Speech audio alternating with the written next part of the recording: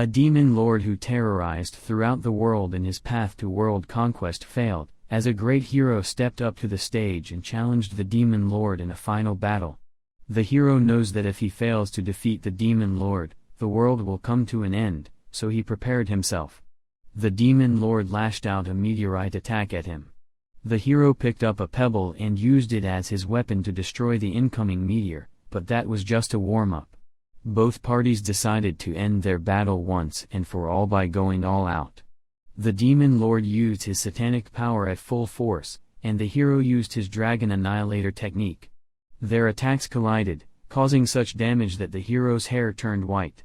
But neither of them gave up and took each of their lives at the same time, ending the battle. The hero finally saved the world. Many years later, a magic school named Rosewood Academy is created to teach the students to become strong like the legendary hero. A new student named Blade enters Rosewood Academy and gets excited upon seeing so many students going to the school. He decides that he is going to make everyone his friend here, living life as an ordinary person from now on.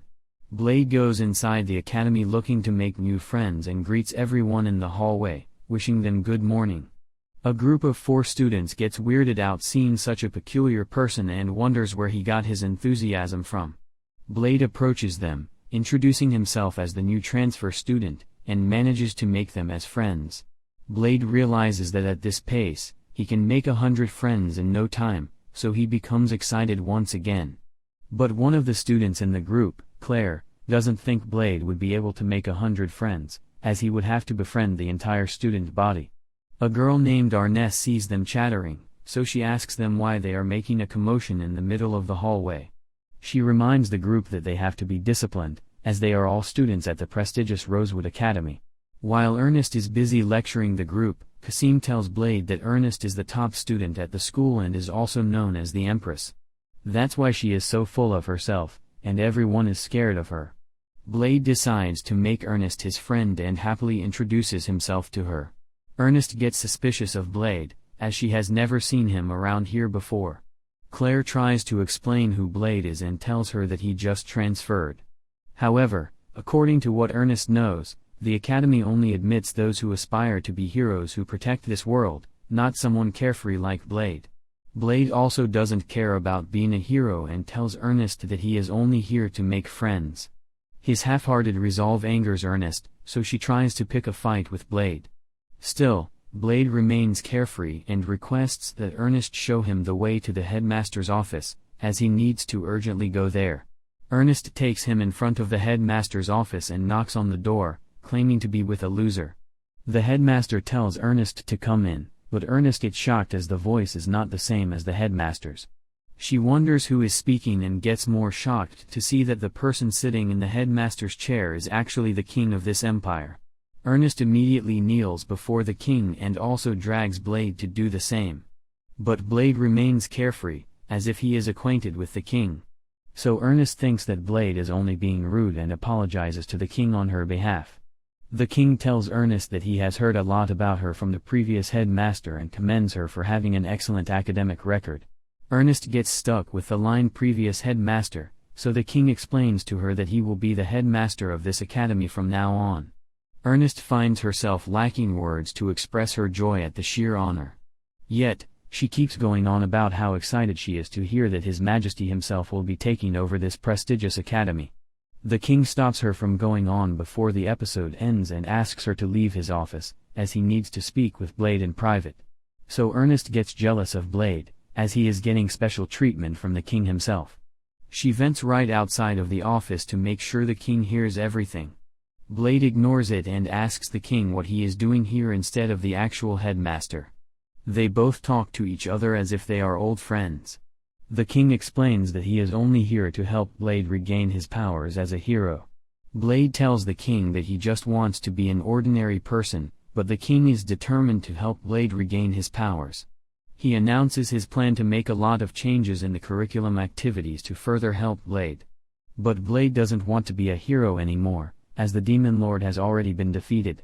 The king reveals that the battle that ended in a draw between the Demon Lord and the hero resulted in both getting stripped of their powers. The king also reveals that the great hero is none other than Blade. so he wants Blade's great powers to be resurrected. Later, at the training grounds, Ernest sees Blade coming, so she asks him what his business is here. She tells him that this place is strictly for the advanced class. Blade explains that when he took the entrance exam, he actually got admitted to the advanced class instead of the lower class like everyone else. So naturally, Ernest assumes that Blade just used his nepotism powers to get in here, seeing how close he is with the king himself. She also assumes that Blade must have cheated in the entrance exam, if he didn't use the backing of the king. Ernest goes on to lecture Blade for being carefree and grabs all of the students' attention because of her loud voice.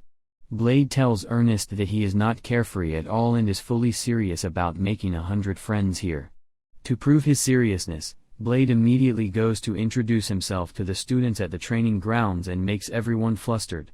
Ernest gets super irritated, so Blade pats her head to calm her down. But instead of calming down, Ernest becomes an angry tomato and attacks Blade with her great sword. However, she doesn't manage to land one hit, as Blade is the main character here. A student named Sophie ends their short battle as the instructor is calling everyone to assemble. While Blade tries his best to make Sophie his friend, Ernest goes to the instructor to ask him to test Blade's overall ability. Although this wasn't in the instructor's lesson plan, he cannot go against the great Ernest Flaming's decision. So Blade's ability training begins, and Ernest tells him that to prove that he is worthy of being in the advanced class, he has to slice through the enchanted metal armor. Blade believes this to be a simple task and uses his legendary Dragon Series technique, surprising everyone, and the move Dragon Eater to completely destroy the metal armor. His attack is so strong that the shockwaves even destroy Ernest's clothes, and she is sent flying away. Everyone at the training grounds except Sophie falls flat on the ground, so Blade wonders if he went overboard with it. Ernest, even in her unpleasant outfit, asks who Blade actually is, and Blade explains that he is just an ordinary person. Later, at the cafeteria, Blade comes to eat with Ernest and even tells his first friends of this school, Claire, and her friend group, to hang out with him. But they don't come here because they are scared of Ernest, and Ernest knows of it as well. While Blade proceeds to eat the curry like a crazy person, Ernest apologizes to him for accusing him of being unworthy of attending this school. But Blade explains that he doesn't even remember her accusing him. Blade finishes his meal and thanks Ernest for helping him out earlier. He thought he wouldn't be able to make any friends here since he is a transfer student, but he considers Ernest to be his friend. Ernest gets embarrassed, as he is probably her first friend, and tells Blade that she also considers him her friend. Later at night, Ernest returns to her room and gets secretly excited as she finally makes her very first friend. Her great sword suddenly starts shaking, and she remembers when her sword called her to it when she was just a kid. The sword told her to surrender herself to it and she unknowingly touched it, turning her black hair flaming red. The same sword made her do unthinkable things, and now that she is becoming a bit soft, it calls her again to kill. But Ernest no longer gets manipulated by the sword and controls it with her willpower. The next morning, she trains fiercely with her sparring partner Leonard, who is a lance wielder. Blade watches the fight as a spectator and cheers Leonard on. So Leonard decides to give him a good show and use his flashy moves against Ernest. But he loses against Ernest, as she is the top dog, and she almost kills Leonard because of her sword manipulation. Blade realizes that something is definitely wrong but decides to just keep an eye on it for now. Ernest calls for the next contestant to battle against her, and Sophie steps up to take her on. Sophie prepares to fight with her metal-covered fists, and before the fight begins, she tells Ernest to stop her rampage of taking everyone. But Ernest doesn't listen to her and begins slashing her with her great sword. Sophie, however, blocks every attack with her metal fists and counterattacks with her punch. She manages to corner Ernest so much that she decides to use her flame magic infused with her sword. Sophie admits defeat before things escalate further, but Ernest isn't done fighting yet and calls Blade to be her next opponent. She claims that she can defeat Blade, even though his single attack shockwave ripped off her entire clothing last day. Blade hesitates as he sees that Ernest is acting quite unstable. His speculations tend to be true as Ernest faints after being burned into flames by her sword. Blade takes her to the hospital and tells the doctor to heal her, who also healed him after he fought against the demon lord. But the doctor explained she can do nothing, as she can only heal people from diseases and injuries. According to the doctor's inspection, Ernest is conjured by a spell or a curse, which is outside of her expertise. That's why she cannot help cure her.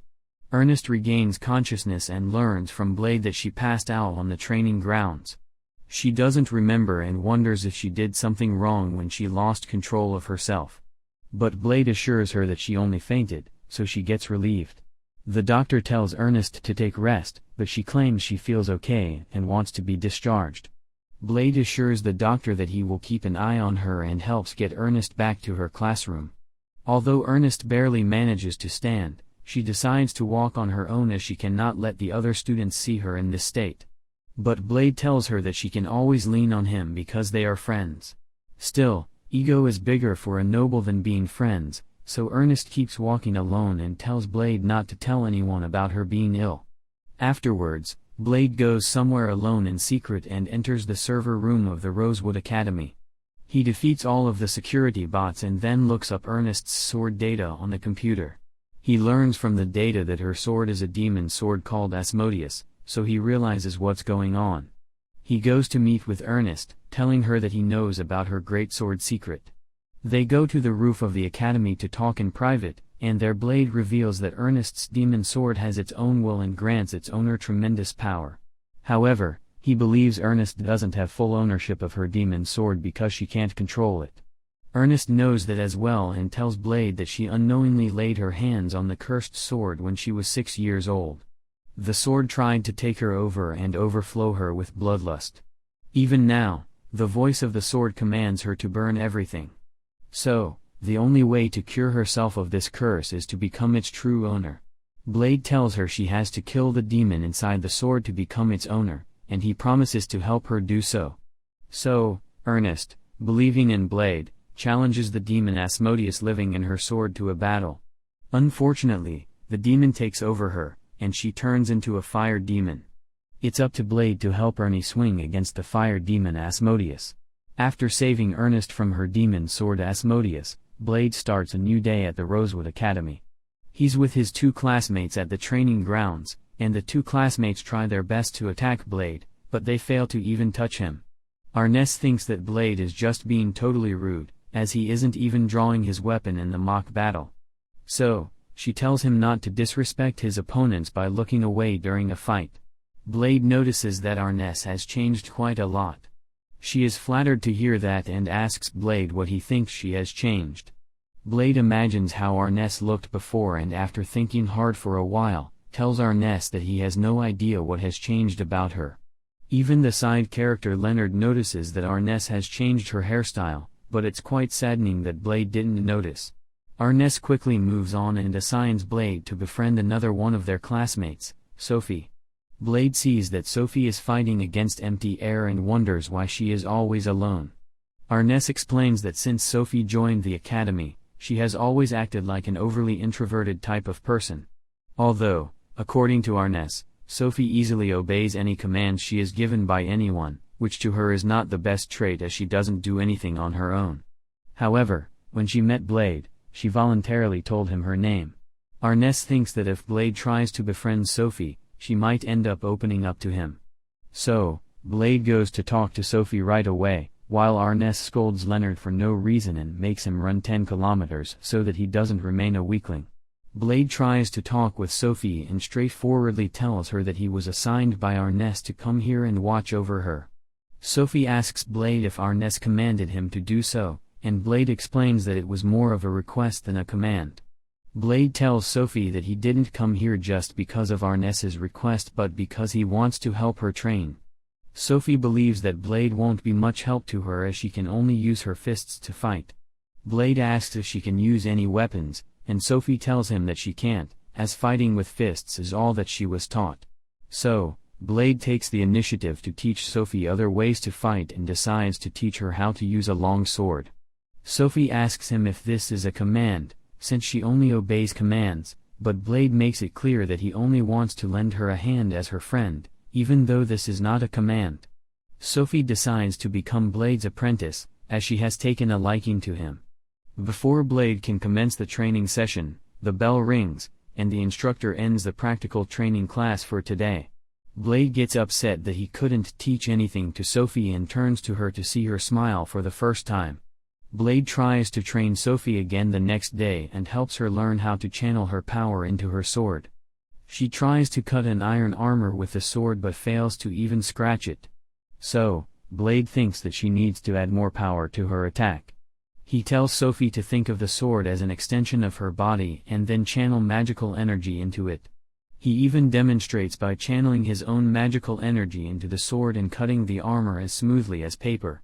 So, Sophie understands, and after training all day, she also learns how to channel her energy and can cut the armor with ease. With the training lesson coming to a successful end, Blade calls it a day. Sophie asks him if she can beat Arness now that she knows how to use a sword. Blade doesn't think it would be easy, as Arness is on a whole different level. So, Sophie drops the sword and restrains Blade using her fists, proving to him that fighting barehanded is more suited to her than fighting with a sword. They both sit in a mount position, and Blade feels a bit weird, so Sophie lets him off and before leaving, tells him that she wants him to teach her something else the next day. We move forward to the next day, and for starters, Blade goes to meet with the headmaster, aka the king. The king asks Blade if his school life is going well, and Blade figures it's going pretty well as he has made some good friends. The king is delighted to hear that as he always pitied Blade for having no friends, even though he was the world's greatest hero.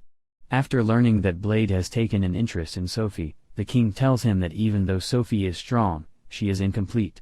He reveals that Sophie's goal was to surpass Blade's powers and tells him about the artificial Great Hero project. According to the king, a few scientists believe that it would be possible to create a being as strong as their greatest warrior and began experimenting on the subject, Sophie.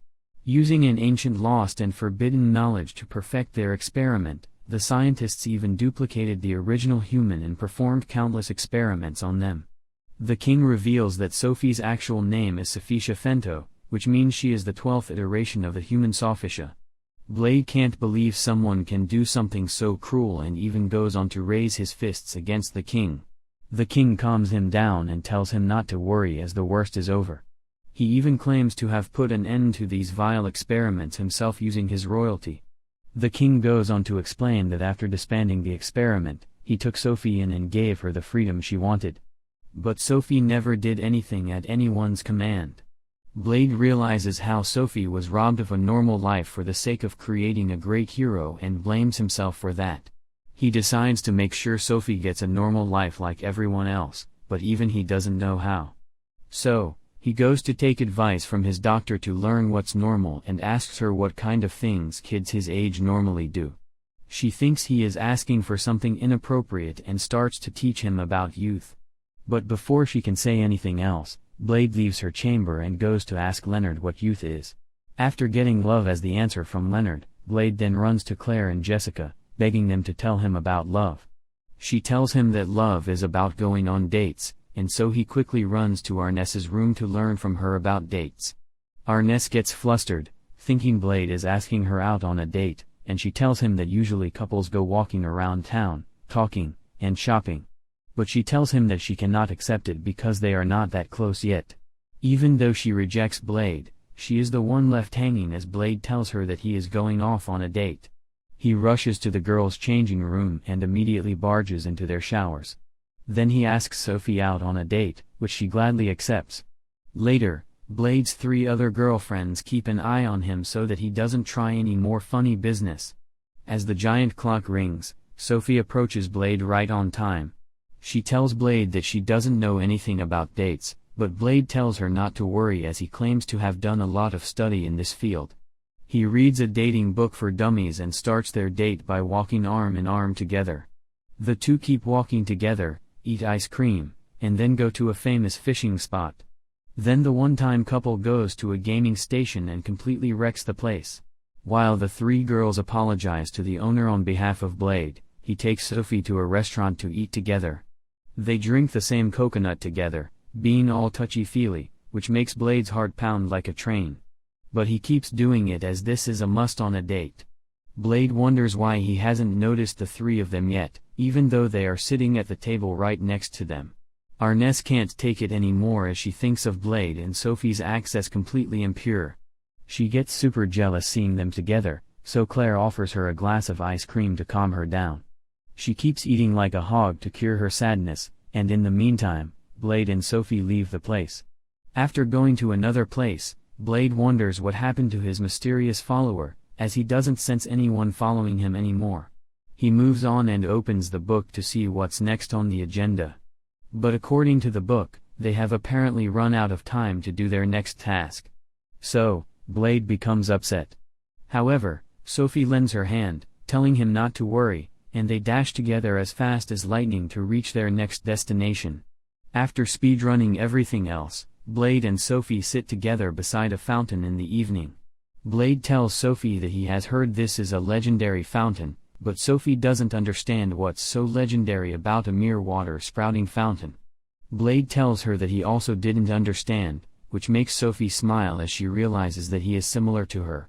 She thanks Blade, saying she had fun today, which makes him blush. She asks him why he is going through all this trouble. Blade tells Sophie that he thinks of her as his friend.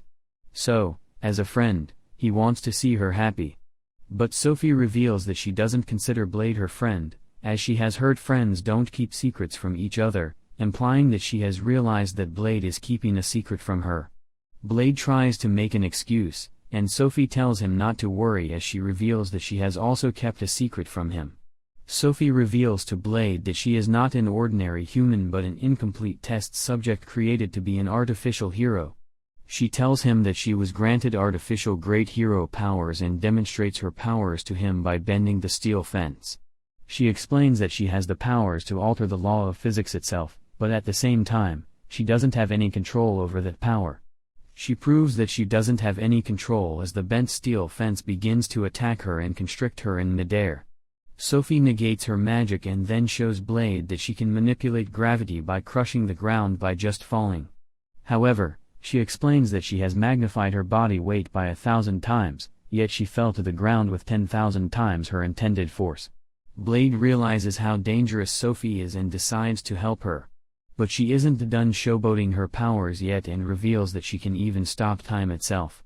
Her showboating ends as she runs out of mana and explains to Blade that she can only manifest this divine power for 10 seconds. Sophie then tells him everything about her being a mere experimental tool and how she is just a clone of someone else.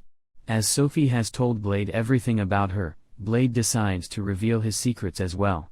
He hesitantly reveals that he is the great hero. Well, actually he was the great hero, as he doesn't have any powers anymore. Sophie doesn't feel surprised, and she already assumed that since he felt a little similar to the great hero. Blade apologizes to her as he thinks of it as his fault for causing Sophie to go through many harsh experiments. He knows a simple apology won't fix anything and tells Sophie that she can't resent him if she wants.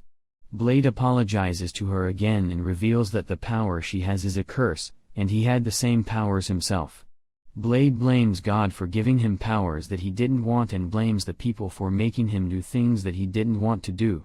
He explains that his people made him fight ferocious monsters at the age of 3 when he was supposed to be with his parents. He resents the people for not being able to save everyone, even though he tried his best. That's why he considers his powers a curse. Sophie comes to console Blade and tells him that he should be proud of himself as he has saved literally millions of people. Sophia tells Blade that she also takes pride in the fact that she was created to be his copy and wants to be more like him. So, Blade finally gets a hold of himself and thanks Sophie for being a good comforting friend, ending their date. Did you enjoy this recap? If you did, kindly like this video and subscribe to our channel so we can bring you the recap of the next episodes of this exciting action anime series.